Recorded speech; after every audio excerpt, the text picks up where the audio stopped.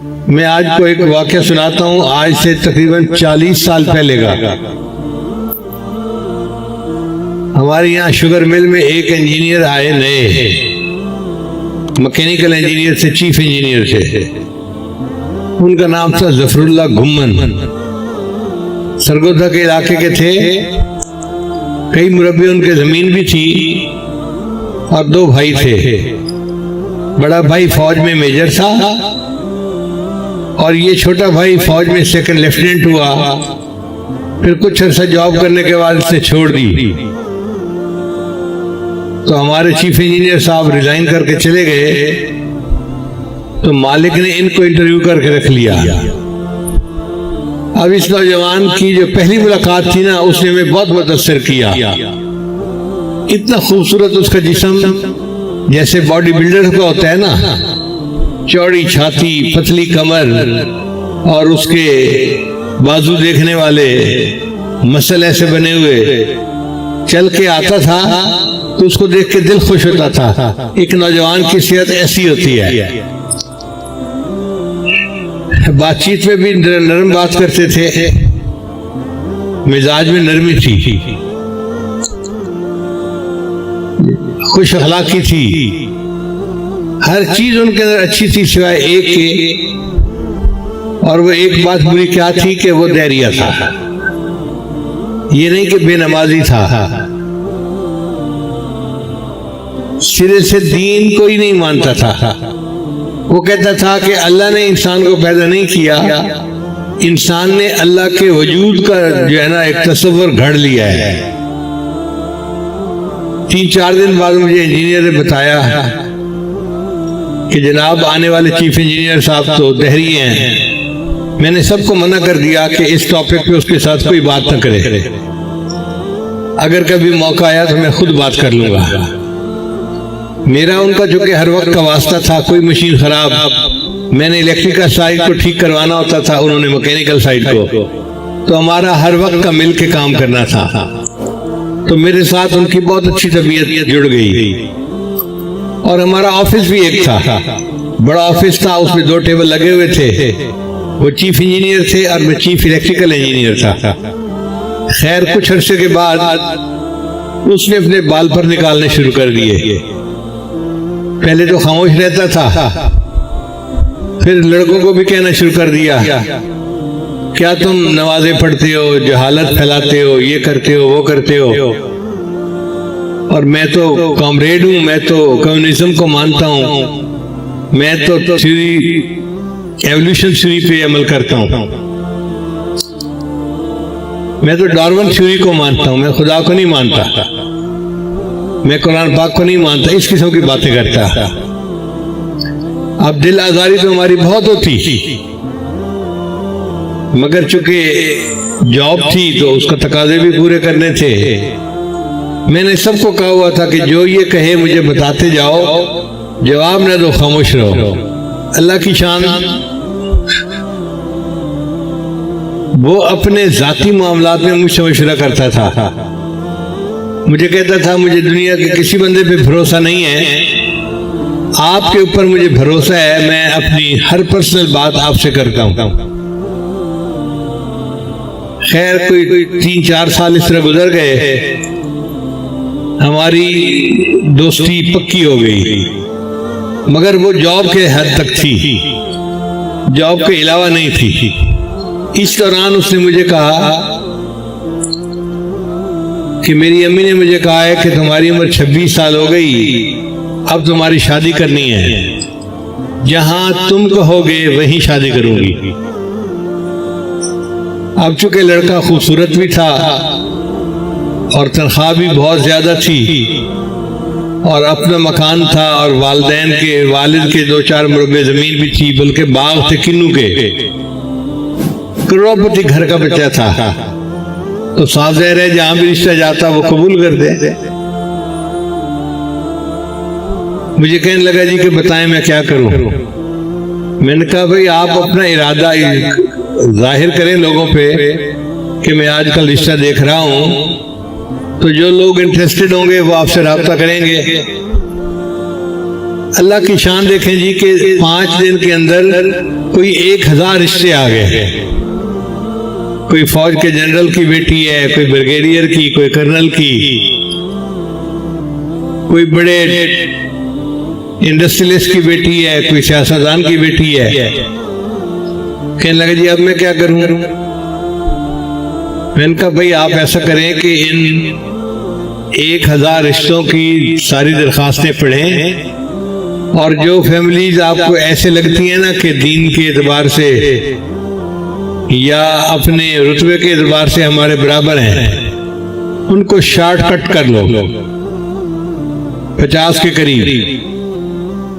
फिर उनके साथ जरा मिलो जुलो तो पता चल जाएगा कि कहाँ पे ज्यादा बेहतर रिश्ता है। इस दौरान मुझे कभी अगर अपने हजरत के यहाँ जाना होता तो मैं उसे बताता कि भाई मैं छुट्टी पे जा रहा हूँ, सफरिंग फ्रॉम पीर साहब। मजाक में मैंने ये नाम रखा हुआ था कि मैंने हजरत की ज़ियारत के लिए जाना है, उसके बगैर मुझे गुजारा नहीं होना, तो मैं छुट्टी कर रहा हूँ। और रीजन उसकी थी सफरिंग फ्रॉम पीर साहब। तो वो हंसता और मुझे मुस्कुरा के कहता कि भाई आप भी इतने लिखे पढ़े बंदे हैं और आप भी जहालत फैलाने जाते हैं। मैंने कहा ये तो अंडरस्टैंडिंग की बात है, आपको नहीं अंडरस्टैंडिंग सही बात की तो मैं क्या कर सकता हूँ। एक वक्त आएगा कि आपको जब समझ आएगी फिर आप पछताएंगे। एक हमारा वर्कर फौत हो गया, उसके जनाजे में सारे लोग शरीक हुए, तो इसने वापस आके इंजीनियर से बातचीत की। मैं कब्रिस्तान गया था और मैंने 10-15 कब्रों को हाथ लगा के देखा, उनमें से गर्म तो कोई भी नहीं थी।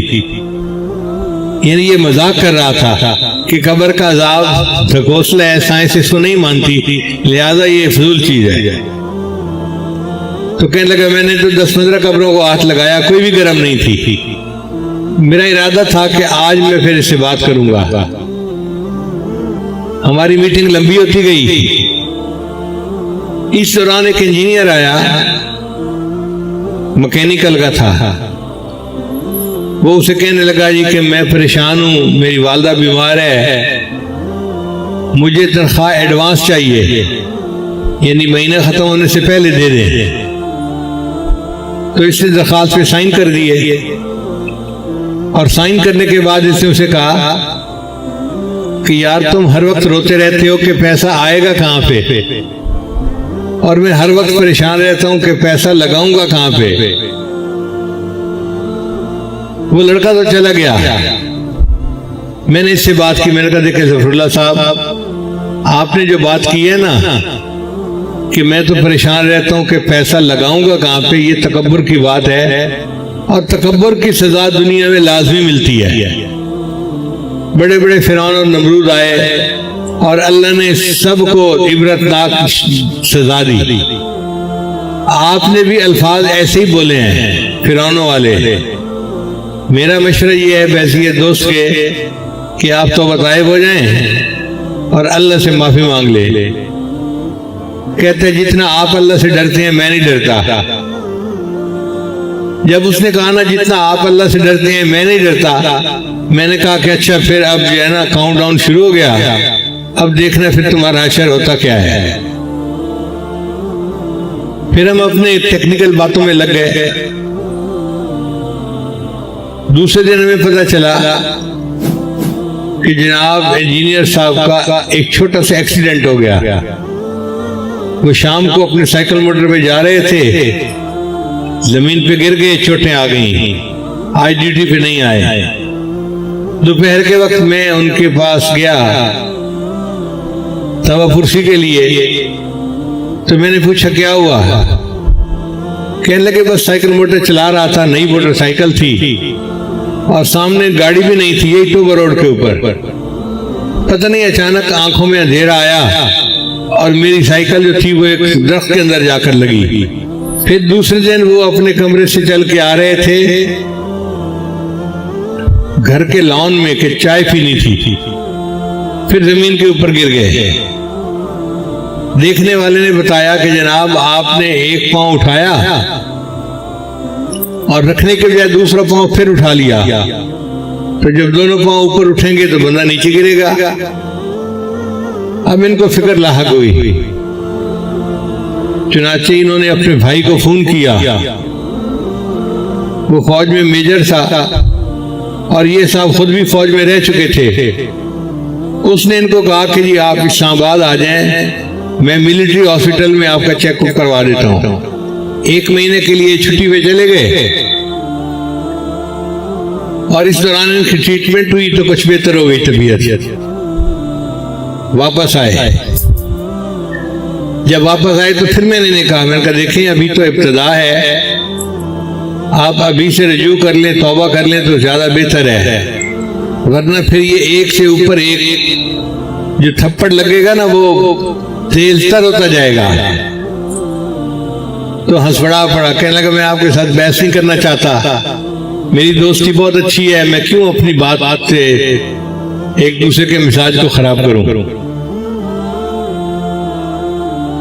अल्लाह की शान देखें कि इनके ऊपर दूसरा क्या हुआ, अचानक आई साइट खराब हो गई और आंखों ने एक जगह पे फोकस करना छोड़ दिया। एक बंदा खड़ा है, 2 नजर आ रहे हैं, अब ये नहीं पता कि ये असल बंदा है या ये असल बंदा है। तो ये तो बहुत खतरनाक बीमारी थी। चुनाचे इनको सबने कहा कि आप तो फैक्ट्री के अंदर दाखिल ही नहीं हो सकते, आप समझेंगे कि मशीन यहां है और मशीन यहां होगी और एक्सीडेंट हो जाएगा। लो जी, फैक्ट्री में जाना बंद, दफ्तर तक मुकैयद होके बैठ गए। 1 हफ्ता इस तरह गुजरा, 1 हफ्ते के बाद फिर तीसरी निशानी कि हाथों में पसीना, ऐसा जैसा कतरे टपकते हैं ना किसी चीज में से, कतरे टपकने लगे। इतना पसीना आता कि डॉक्यूमेंट के ऊपर साइन ही नहीं कर सकते थे। जो डॉक्यूमेंट साइन करो उसी के ऊपर पसीने के कतरे गिरे हुए हैं। अब परेशानी और बढ़ गई कि मैं तो कागज के ऊपर साइन करने के काबिल भी न रहा। खैर इस दौरान इलाज इनका चलता रहा, मगर मामला ऐसा ही रहा। फिर उसके बाद इनको चौथे नंबर पे बुखार हुआ। फिर ये 2 महीने की छुट्टी पे चले गए। 2 महीने के बाद मेरे दिल में ख्याल आया कि जाके उनकी तबीयत का पता तो करना चाहिए। चुनाचे मैं यहाँ से गाड़ी पे अकेला सरगोधा उनके घर गया। बड़ा आलीशान उनका घर था। खैर मुझे इनके कमरे तक पहुंचाया गया तो मैंने देखा कि बिल्कुल हड्डियों का ढांचा, इतना ये बंदा कमजोर हो गया था कि खुद करवट भी नहीं ले सकता था। भाई आके करवट देता था तो ये करवट बदलता था, वरना खुद करवट लेने के काबिल भी नहीं था। अब मैं खामोश बैठा हूं और मेरी आंखों से टप टप आंसू गिर रहे हैं। या अल्लाह, ये इतना कवि नौजवान था, इतना खूबसूरत नौजवान था, और आज इसकी हालत ये कि ये करवट लेने के भी काबिल नहीं। उसको खाना खिलाना था तो उसका भाई उसके मुंह में लुकमे तोड़ के डाल रहा था, वो खुद लुकमा तोड़ के खाने के काबिल भी नहीं था।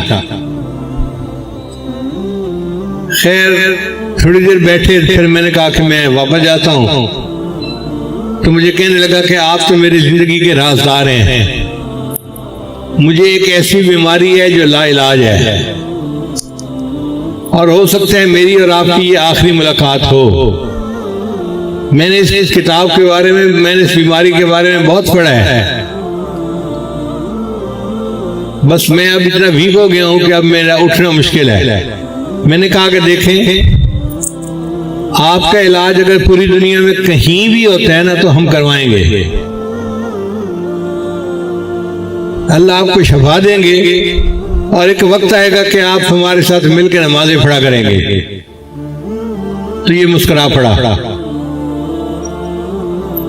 मैंने कहा कि मैं जा रहा हूं वापस, मैं ग्रुप के चेयरमैन से बात करता हूं कि खर्चा करें और आपका इलाज अगर कहीं भी मुमकिन है तो हो जाए। कहने लगा ठीक है। लो जी, मैं गमज़दा दिल के साथ वापस आया और मैंने आकर अपने ग्रुप के चेयरमैन से बात की कि हमारे चीफ इंजीनियर साहब ड्यूटी के दौरान बीमार हुए अब कंपनी का तो इतना फर्क नहीं पड़ता,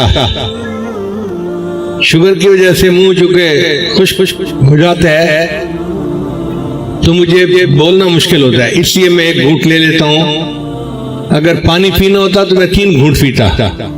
मैंने उन्हें कहा जी कि आपकी 36 फैक्ट्रियां हैं, आपको तो पैसे का कोई मसला नहीं, आप उसका इलाज करवा दें। वो मुझे कहने लगे बहुत अच्छा, अब आपका ये प्रोजेक्ट है, दुनिया में जहां कहीं इलाज मुमकिन है आप इसका इलाज करवाएं, मेरे पास बिल ले आना, मैं अप्रूव कर दूंगा। उन्होंने मुझे खुली छुट्टी दे दी। मैंने एक खत लिखा WHO वर्ल्ड हेल्थ ऑर्गेनाइजेशन को कि एक नौजवान है, ये उम्र है और ये उसकी रिपोर्ट्स हैं और इस बीमारी का नाम है मिस्थीनिया ग्रेवस। अगर दुनिया में कहीं भी इसका इलाज पॉसिबल है तो आप बताएं।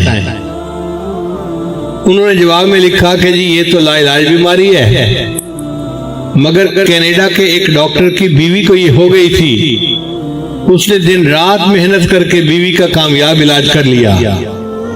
हम आपको एड्रेस भेजते हैं, आप उनसे रजू करें। चुनाचे हमने उस डॉक्टर को खत लिखा, उसने जवाब दिया कि मैं इलाज कर तो सकता हूँ, महंगा बहुत है, हर दिन के इतने पैसे लगेंगे, रिहाइश के इतने पैसे, होटल अकोमोडेशन का इतना खर्चा होगा, हॉस्पिटल का ये वो। हमने कहा भाई जो मर्जी हो, इलाज करवाना है। उसने टाइम दे दिया जी कि 15 दिन के लिए मेरे पास आ जाए। मैंने टिकट भी बनवाई और अल्लाह की शान देखें कि PIA की परवाज कनाडा उस जमाने में नहीं जाती थी, या जाती भी होगी तो हफ्ते में कोई 1 दिन। तो मुझे सऊदीया की फ्लाइट मिली। मैंने 2 टिकटें बनवाई, एक उसकी और एक उसके भाई की, ताकि भाई इसको लेके जाए और इसका इलाज करवाए। फिर मैं सारे कागजात इकट्ठे करके लेके गया और मैंने वहां जाके जफरुल्लाह को कहा कि देखो जफर साहब, आपके वीजे भी लग गए, टिकटें भी बन गई, मगर टिकटें सऊदी एयरलाइन की बनी हैं। अब आप मेरे साथ वादा करें कि जब आप सेहतमंद होके वापस आएंगे ना, तो आप वापसी पे आके उम्रा करेंगे। तो इसने हाँ नहीं की, ऐसे सर हिला दिया, क्योंकि दोस्ती में ये ना भी नहीं कर सकता था। जब इसने थोड़ा सा सर हिलाया तो मैंने इसको भाई को कहा कि देखो भाई, अब इन्होंने मेरे साथ वादा किया है, लिहाजा वापसी पे आपने उम्रा करवा के लेके आना है। उसने कहा जी बहुत अच्छा। लो जी, ये दोनों भाई कनाडा चले गए। अल्लाह की शान देखें कि 10 दिन बाद हमें इत्तला मिली जी कि जफर साहब ठीक होके वापस आ गए हैं। मैं फिर उनकी दवा पुरसी के लिए गया। अब जब मुलाकात हुई तो ये चल फिर रहे थे, तो मुझे देख के खुशी हुई। जब आपस में मुआनका किया, मुलाकात की, तो ये मुझे कहने लगे खाना पहले खाएंगे या हम पहले नमाज पढ़ लें। तो मेरे लिए तो ये बहुत ही इंतहा की खुशी की बात थी। एक ऐसा दहरिया बंदा नमाज की बातें कर रहा है, अल्लाह की बातें कर रहा है। तो मैंने कहा नहीं, पहले नमाज पढ़ लेते हैं, बाद में खाना खाएंगे और गप्पे लगाएंगे। इसने मेरे साथ नमाज भी अदा की। फिर मैंने पूछा कि अपनी कारगुजारी सुनाए। कहने लगा जब यहां से हम कनाडा गए तो उन्होंने वहां पे लिटा दिया और पूरे जिस्म के साथ उन्होंने मशीनें लगा दी, पिकअप्स लगी हुई थी, ये ब्लड प्रेशर है, ये टेम्परेचर है, ये फलां है, ये फलां है, ये फलां है। वो डॉक्टर ब्लड को सेंट्रीफ्यूज किया करता था, यानी ब्लड के साथ एक मशीन लगाता था तो ब्लड उसकी मशीन में से जाती थी और वहां पे जो बीमारी का प्लाज्मा होता था ना, उसको अलग कर लेता था सेंट्रीफ्यूगल फोर्स के जरिए से। डॉक्टर ने 3 दिन के बाद बताया कि मैं 1 दफा सेंट्रीफ्यूज करता हूं तो मरीज ठीक हो जाता है, और आपका मैं 5 दफा सेंट्रीफ्यूज कर चुका हूं और कोई फायदा नहीं हुआ, लिहाजा मुझे लगता है कि आपकी बीमारी का इलाज कोई नहीं। फिर 2 दिन और गुजर गए।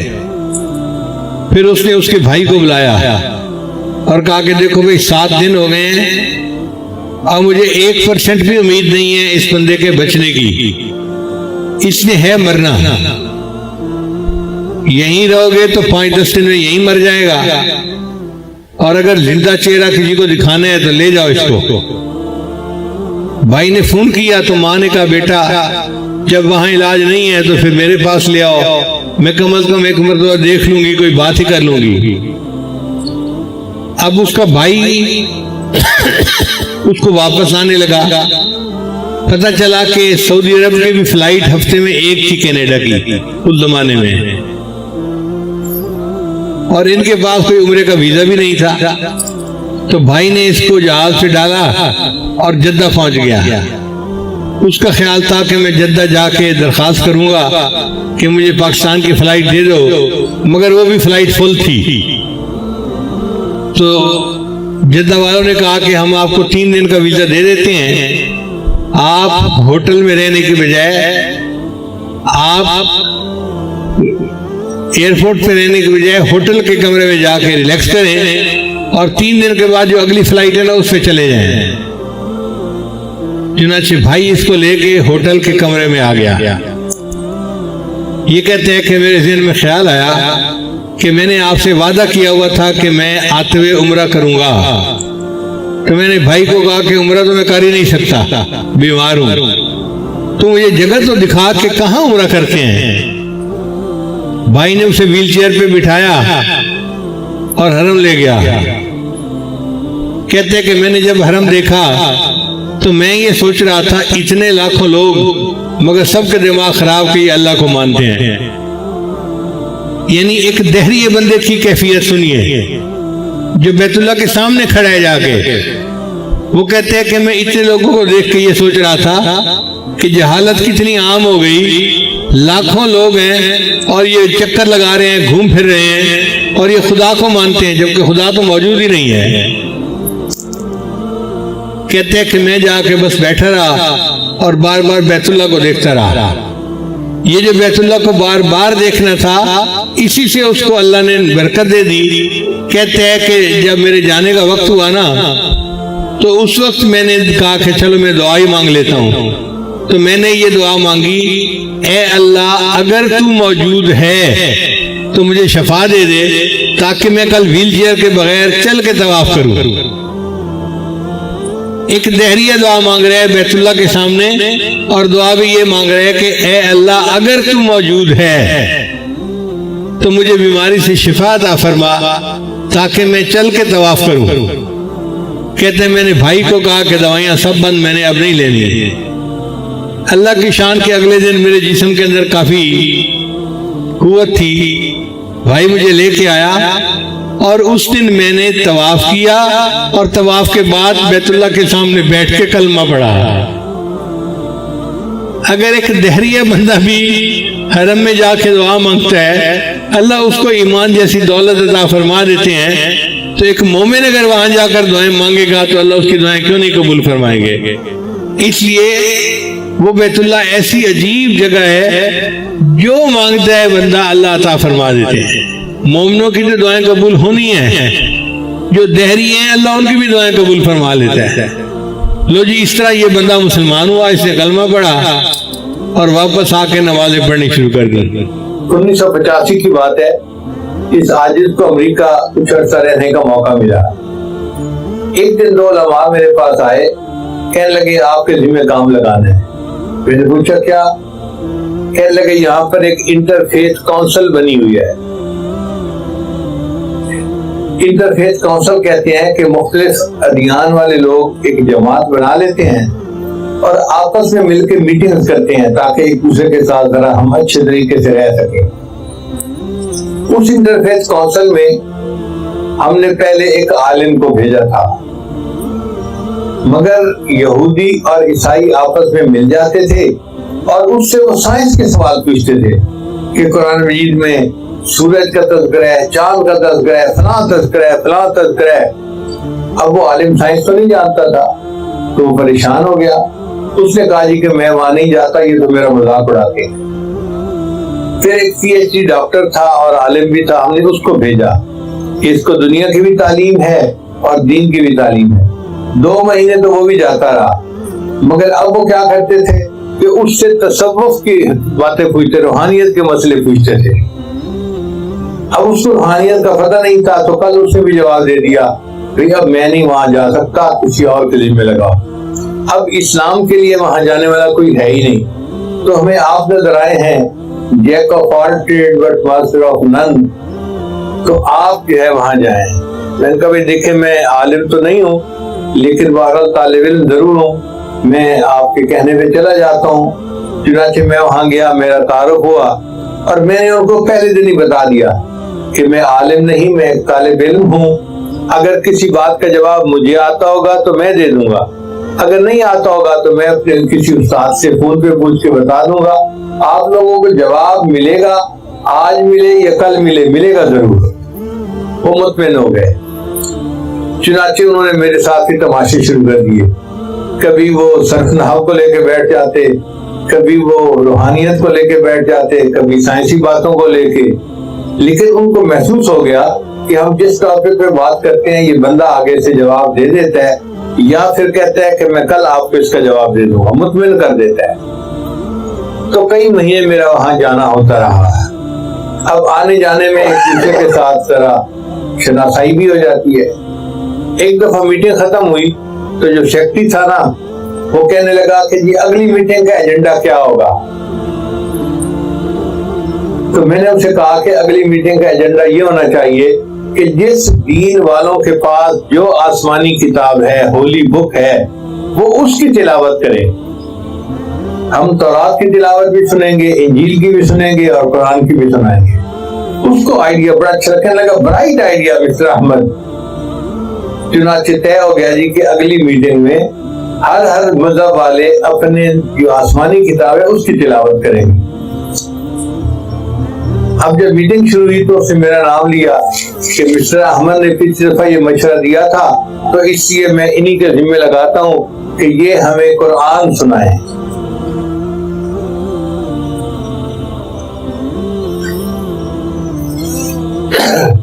मैं ज़हनी तौर से पहले तैयार था।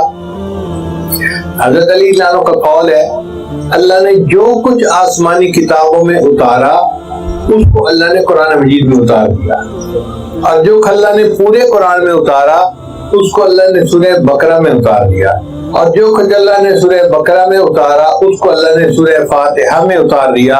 इसलिए उसको कहते हैं फातिहतुल किताब, किताब का opening chapter, summary of the book.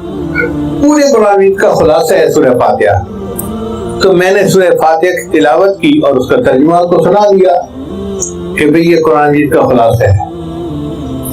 मेरे बाद एक ईसाई पादरी बैठा हुआ था, उसकी बारी थी।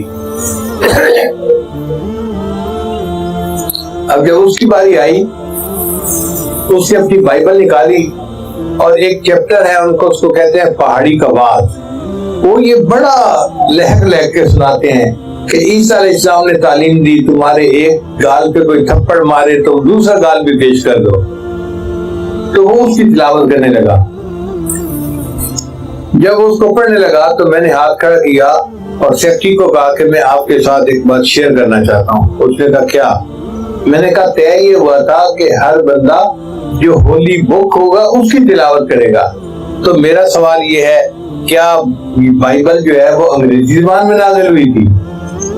वो तो सुरियानी ज़बान में नाज़िल हुई थी और ये अंग्रेजी पढ़ रहा था, ये तर्जुमा हुआ उसका, किताब तो नहीं ना ये। मैंने कहा हमें तो वर्ड ऑफ गॉड चाहिए, अल्लाह का कलाम क्या था। अब वो फंस गया, अब चुप बैठ के देखता रहा। उसके आगे यहूदी रिबाई बैठा था, वो बहुत कांटा आदमी था, बहुत दरार आदमी था। उसने यूं करके मेरी तरफ देखा और मुझे कहने लगा, mister Ahmed let me tell you loud and clear, मैं आपको बुलंद आवाज से साफ बात कर रहा हूँ, जितने अदियान दुनिया में हैं किसी के पास वर्ड ऑफ गॉड मौजूद नहीं। हमारे पास सिर्फ मुख्तसर तर्जमे हैं उनके, सिर्फ मुसलमान हैं जिनके पास असली शक्ल में कुरान मजीद मौजूद है। इन्ना नहनु नज़्ज़लना ज़िक्र व इन्ना लहू लहाफ़िज़ून, बेशक इस कुरान मजीद को हमने ही नाज़िल किया और इसकी हिफाजत के भी हम ही जिम्मेदार हैं। तो अल्हम्दुलिल्लाह ये नबी अलैहिस्सलाम का मौजज़ा है, क्योंकि आपकी नबूवत दायमी है, इसलिए कुरान मजीद हमेशा महफूज रहेगा, इसको कोई मिटा नहीं सकता। एक मरतबा जर्मनी जाना हुआ, शहर का नाम मैं इरादतन नहीं बताऊंगा। तो वहाँ एक मरतबा इस आजिज ने कुछ अल्लाह की मदद, अल्लाह की नुसरत के मुतल्लिक बयान किया। बाद में खाने का वक्त आ गया तो खाने पे एक पाकिस्तानी इंजीनियर साहब मिले जो वहाँ काफी अरसा से सेटल्ड थे। मुझे कहने लगे जी मैं आपसे एक बात अर्ज करूं। मैंने कहा क्या? कहने लगे अल्लाह ताला मौलियों की बड़ी फेवर करते हैं। मैंने कहा बात तो सच है। अब चूंकि खाना खा रहे थे फिर वो खाना खाने लगे।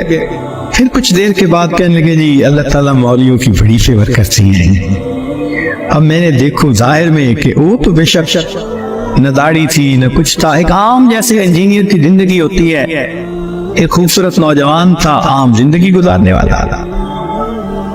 जब खाना खत्म होने लगा ना तो फिर जरा मेरे वो करीब होकर बैठ गया। फिर कहते हैं जी अल्लाह ताला मौलियों की बड़ी फेवर कर। अब मुझे समझ लगी कि ये कुछ कहना चाहता है लेकिन जरा इसको वक्त चाहिए, अलहदगी चाहिए। तो वो हम लोग अलग कुर्सियों पे जाके बैठ गए। मैंने उससे पूछा आप क्या कहना चाहते हैं जो बेताब है इतनी देर से? कहते हैं जी अपना वाकया सुनाए। कहने लगा जी मैंने लाहौर से इंजीनियरिंग की, फिर यहाँ एक कंपनी में मेरी नौकरी लगी, बेहतरीन नौकरी, जबरदस्त तनख्वाह, और मैं इंटेलिजेंट भी बड़ा। मैं पिछले इतने सालों से उस कंपनी में नौकरी कर रहा।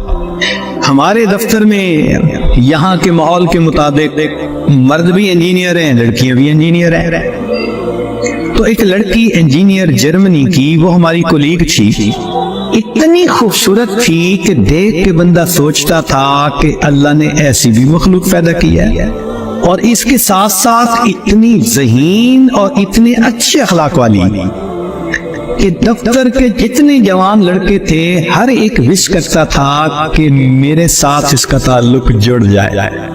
जर्मन भी इसी कोशिश में लगे हुए थे, दूसरे भी इसी कोशिश में, मगर उसकी जिंदगी बड़ी क्लीन नजर आती थी।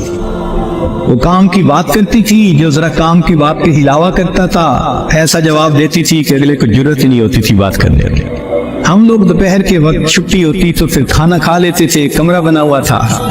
एक दिन मैंने खाना न खाया, फिर दूसरे दिन खाना भी न खाया, तीसरे दिन जब मैंने खाना न खाया तो उसने मुझसे पूछ लिया कि फलां आजकल आप दोपहर में खाना नहीं खा रहे। मैंने कहा इसलिए कि वो मैं मुसलमान हूं और हमारा रमजान मुबारक शुरू हो गया और मैं फास्टिंग कर रहा हूं। उसने कहा ये क्या होती है? तो मैंने बताया रोजा क्या होता है। उसको थोड़ा इंटरेस्ट फील हुआ, कहने लगा मेरे लिए तो बहुत ही अच्छा टॉपिक मिल गया। मैंने भी खोल खोल के बताया फास्टिंग क्या होती है, और उसकी इंटरेस्ट को देख के कहा अच्छा मैं बाकी बातें तुम्हें कल बताऊंगा। अगले दिन फिर मैंने उससे कोई बात की, हमारी बात रमजान शरीफ पे चलनी शुरू हो गई, और वो भी उस खाने के वक्त में कुछ देर बैठ के मुझसे इस्लाम के बारे में कोई बात सुन लेती थी। मेरी कोशिश ये थी कि रमजान शरीफ के दौरान मेरी बातचीत इतनी शुरू हो जाए कि कंफर्टेबली हम एक दूसरे से कम्युनिकेट करने लग जाए। जर्मन लड़के मुझे देखते तो वो मुझसे बड़े खफा होते, ये इसके साथ बैठ के क्यों 10 मिनट बातें करते हैं भाई, जब से हमसे 1 मिनट भी बात नहीं करती थी।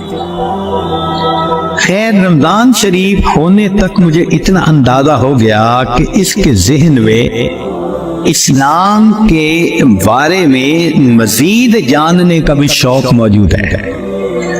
तो मैंने कुछ अंग्रेजी की किताबें भी उसको मंगा के दी कि पढ़ो, और मैं तो चाहता था अल्लाह करे ये मुसलमान बने, फिर तो हमारा ही नंबर लगेगा, क्योंकि बाकी तो सारे यहाँ काफिर हैं। बड़ी मेरी कोशिश थी और मैं बड़े खुलूस से कोशिश कर रहा था ये मुसलमान बन जाए। अल्लाह की शान कि जो बातें मैं बता सकता था मैंने बताई, और कुछ बातें उसको मैंने कहा कि भाई तुम्हारे करीब अगर कोई मस्जिद है, वहां आलिम है, तो उनसे क्वेश्चन पूछ लो। 6 महीने उस लड़की ने इस्लाम को स्टडी किया, और एक दिन आके वो मुझे कहने लगी कि कल मैंने कलमा पढ़ लिया है, और मैंने देखा कि उसने अपना सर भी ढका हुआ था।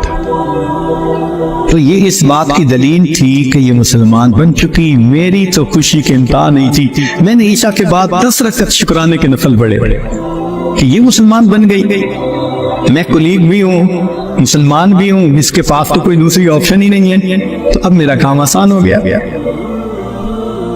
अब वो जब मौका होता नमाज भी पढ़ती, मगर जिंदगी चलती रही। साल में हमें छुट्टियां मिलती थी जो अक्सर वहां के मकामी लोग यूरोप में इधर उधर बीचेस पे गुजारा करते थे। बात चली कि भाई इस दफा छुट्टियों का प्रोग्राम क्या है। उसने कहा कि मेरा इरादा है कि मैं इस दफा टर्की जाऊंगी, सुने वहां बहुत मस्जिदें हैं और बहुत उलमा है, म्यूजियम्स हैं, तो मुझे जरा इस्लाम को और ज्यादा स्टडी करने का मौका मिल जाएगा। मैंने सोचा तुर्की जाएगी तो मेरा क्या फायदा। अब मैंने उसको आइडिया दिया, फूड फॉर थॉट। इनका तुम्हें क्या पता, असल तो दीन पाकिस्तान में है, इतनी मस्जिदें हैं, इतने ये उलमा हैं, इतने फला है।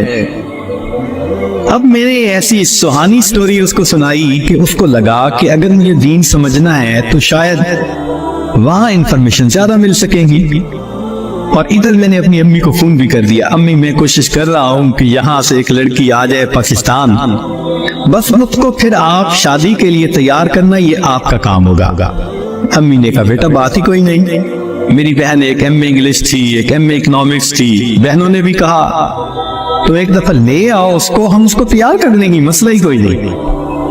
अब मेरी कोशिश कि किसी तरह ये सफर करे।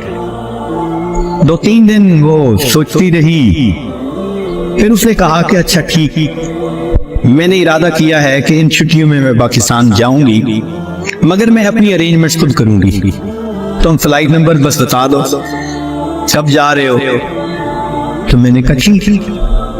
अब जिस दिन मैंने फ्लाइट पे आना था और उसने भी 2 लफ्ज कहे थे कि हाँ मैं बुकिंग करवा लूंगी, कहने लगा कि मैं तो 1 घंटे, मैंने 3 घंटे पहले पहुंचने की बजाय 4-5 घंटे पहले पहुंचा हुआ था। जल्दी से चेक इन करवा के अब मैं तलाश कर रहा था कि कब आए। खैर उसको आने में कुछ देर हो गई, मगर मैंने देखा कि वो आ गई तो मैं बड़ा मुतमिन हो गया, अब ये पाकिस्तान आ रही है। खैर जब पाकिस्तान उतरे तो मेरे घर वाले रिश्तेदार सब मुझे रिसीव करने आए हुए थे, तो घर की औरतें उसको भी मिली।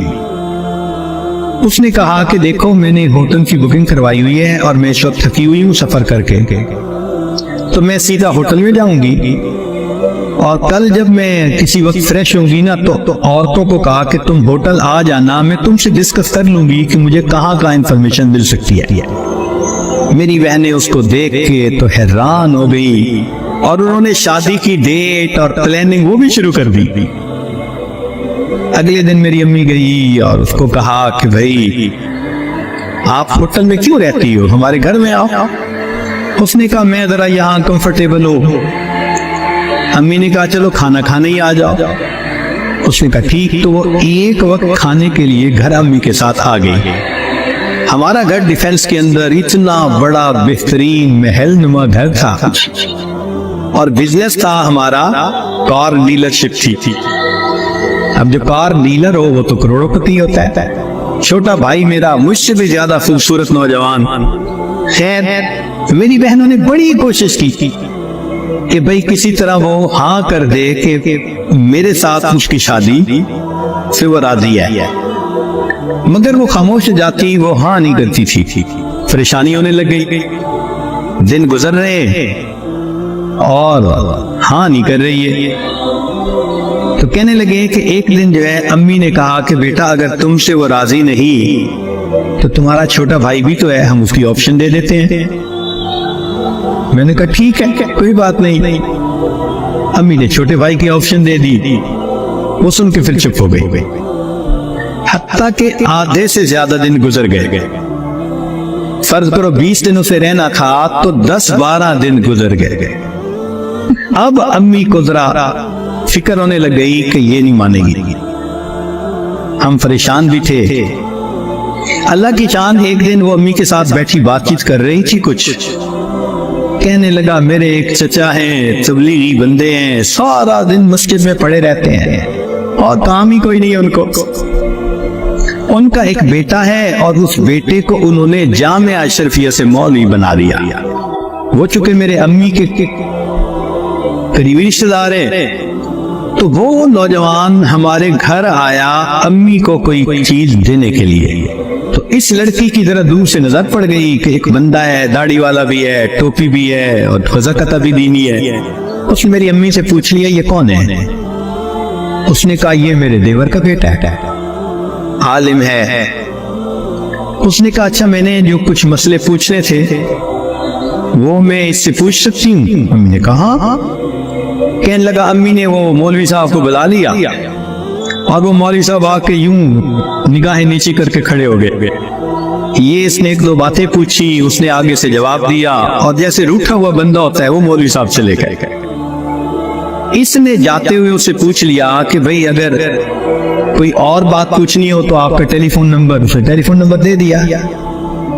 एक दो दिन टेलीफोन पे ये उससे बात करती रही। कहने लगी कि चौथे दिन हमें पता चला कि लड़की ने उससे खुद बात की, क्या तुम मुझसे निकाह करना चाहते हो? कहने लगे मौलवी साहब ने जवाब दिया मैं अब्बू से पूछूंगा, अब्बू से पूछूंगा। उसने अब्बू से पूछा। अब्बू ने कहा कि बेटा सारी दुनिया मुसलमान के लिए उसका मुल्क है, अगर तुम्हारा रिज़्क अल्लाह ने वहां लिखा है तुम दीन की नीयत से जाओ, अल्लाह के दीन का काम करो। कहने लगा लड़के ने हाँ कर दी। अगले दिन उसने क्या किया, वो लड़के ने अपने दो चार रिश्तेदारों को बुला लिया, सादगी के साथ निकाह हो गया। लड़की उसको लेके इस्लामाबाद एम्बेसी चली गई और एम्बेसी में उसने अपना स्टेटस दिखाया, पूरा दिखा के कहा कि मैं आई थी छुट्टियां गुजारने, इसके साथ मेरा निकाह हो गया है, कागजात होते रहेंगे, मैंने है 4 दिन में वापस जाना, क्या आप इसका मल्टीपल वीजा लगा सकते हैं? कहने लगे काउंसलर को उसकी पर्सनैलिटी, उसकी बातचीत, उसकी नौकरी इतनी यदि जस्टिफिकेशन नजर आई, उसने छूटते ही 5 साल का मल्टीपल वीजा लगा दिया। कहने लगा छुट्टियां खत्म होनी थी, वो लड़की अपने वो जो मौलवी साहब खामिन थे उनके साथ चली गई, मेहनत मैंने की, अल्लाह ने फेवर मौलवी की कर दी। वह यतवल्ला सालिहीन, वो अल्लाह नेकोकारों का सरपरस्त है। मैं आप लोगों को एक गवर्नमेंट ऑफिसर का वाकया सुनाता हूँ। वो सेक्रेटरी इंटीरियर था। सेक्रेटरी इंटीरियर जो होता है ना, पूरे मुल्क की पुलिस उसके तहत होती है, थाने उसके तहत होते हैं, तो बड़ी पोस्ट थी और वो टिका के रिश्वत लेता था, करोड़ों की मिल्कियत का मालिक बन गया। उसके भाई ने उसे कहा कि भाईजान मैंने फलां कॉलोनी में घर खरीदा है, उसके साथ वाला घर खाली है, अगर आप कहें तो आपके लिए भी खरीद लो। तो पैसे की तो कमी थी नहीं, उसने कहा मेरे लिए भी खरीद लो। लोग ये दोनों भाइयों ने साथ साथ घर खरीद लिए। अब जिस दिन शिफ्ट हुए तो पता चला कि वो मकान मस्जिद के बिल्कुल सामने था, यानी सड़क के इधर मस्जिद थी और इधर मकान था। सेक्रेटरी साहब रात को सोए तो फजर की अजान के वक्त मुअज्जिन ने अल्लाह अकबर अजान दी। इसकी आंख खुल गई। इसको बड़ा गुस्सा आया कि इसने मेरी नींद खराब कर दी। मुअज्जिन को बुलवाया और उसको कहा कि भाई मैं यहाँ शिफ्ट हो गया हूँ, अब तुम फजर की अजान स्पीकर पे न दिया करो। मुअज्जिन ने नमाजियों को बताया। नमाजियों ने कहा कि भाई देखो हम बूढ़े लोग हैं, घड़ियों के टाइम हमसे नहीं देखे जाते, हम तो अजान की आवाज सुनने का इंतजार करते हैं और मस्जिद में आते हैं, तुम अजान दो। मस्जिद पहले थी, ये बाद में आया है। अगर अजान से इसको इतनी एलर्जी थी तो कहीं दूर घर खरीदता, मस्जिद के करीब क्यों खरीदा है? चुनाचे मुअज्जिन ने दूसरे दिन फिर अजान दी। अब इसके गुस्से की इंतहा नहीं थी कि मैंने मना किया और उसने मेरी बात नहीं मानी। अपने गार्ड को भेज के मुअज्जिन को बुलवाया। वो नौजवान बच्चा था, उसके इसने 2-3 थप्पड़ लगाए। तू मुझे नहीं जानता, मैं तुझे थाने में बंद कर दूंगा, मैं ये कर दूंगा, मैं तुम्हारी छितरौल करवा दूंगा, मैं फलां करवा दूंगा। खबरदार जो आज के बाद अजान दी। वो मुअज्जिन बेचारा तो उसकी मार खा के सह गया, चुप कर गया, मगर अल्लाह की लाठी बे आवाज है, अल्लाह ताला की तरफ से पकड़ आ गई। हुआ क्या कि अफसर साहब को फालिज हुआ और दोनों बात जो थे वो सीने के साथ लग गए। आमतौर पर तो फालिज एक साइड पे होता है, अल्लाह की शान के इसके दोनों हाथ यहां लग गए। अब कलम भी नहीं पकड़ सकता। तो दफ्तर वालों ने कहा जनाब आप तो कलम भी नहीं पकड़ सकते, दस्तखत भी नहीं कर सकते, आप जाएं इलाज करवाएं। उन्होंने छुट्टी करवा दी। वो जो पीछे रिश्वत की बहुत लंबी आ रही थी ना, माल की पाइपलाइन, वो खत्म हो गई। अब घर आके पड़ गया, सारा दिन घर में है। अब बीवी बेचारी खिदमत करती, हर वक्त खिदमत में लगी रहती, 24 घंटे की खिदमत, चूंकि कर तो कुछ सकता नहीं था, दोनों आदमी काम करते थे। जरा सी कोई चीज लाने में देर हो जाती, फला जाती है, बीवी को डांटता, सुन नहीं रही हो, करती नहीं हो, ये नहीं करती, वो नहीं करती। अब बीवी थी, वो कितनी डांट बर्दाश्त करती। उसने बैठ के बात की कि जी देखो मैंने सारी जिंदगी आपके साथ अच्छा निभाया है और अब भी खिदमत कर रही हूँ, आप मुझे मेरे बच्चों के सामने इस तरह ह्यूमिलिएट करते हैं, ये अच्छी चीज नहीं है। अब गलती मानने का तो जज्ब था ही नहीं ना। इसने उल्टा उसको कहा तुम ये हो, तुम फला हो, तुम जलील हो, तुम क्या क्या गालियां दी। बीवी को गुस्सा आया, उसने बच्चों को साथ लिया और वो अपने मेके चली गई। अब पूरा घर अकेला है और ये अकेला पड़ा हुआ है, कोई पूछने वाला नहीं। भाई को पता चला तो भाई ने कहा भाई मेरा बड़ा भाई है तो मैं इसको अपने घर ले आता हूं। वो इसको उठा के अपने घर ले गया। अब भाभी और बच्चों ने खिदमत शुरू की, मगर इसकी रोक टोक का मिजाज तो था ना, वहां भी रोक टोक।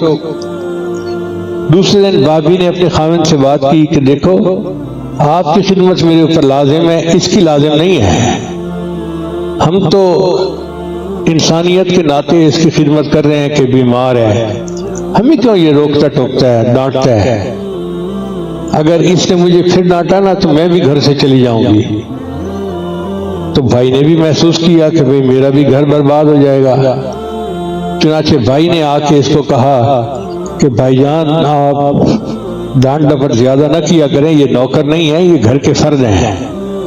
तो भाई को डांटना शुरू कर दिया, तुम रन मुरीद बन गए हो, तुम ये हो, तुम वला हो, तुम्हें शर्म आनी चाहिए, फला होना चाहिए।